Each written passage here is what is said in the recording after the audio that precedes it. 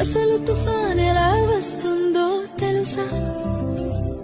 సముద్రం మొదట ప్రశాంతంగా ఉంటుంది, అలలు మెల్లగా తాకుతూ ఉంటాయి. కానీ సూర్యుడు బాగా వేడెక్కితే సముద్రపు నీరు కూడా వేడిగా మారుతుంది. ఆ వేడి నీటి మీద ఉన్న గాలి కూడా వేడి అవుతుంది, పైకి ఎగురుతుంది. గాలి పైకి ఎగినప్పుడు కింద ఖాళీ అవుతుంది.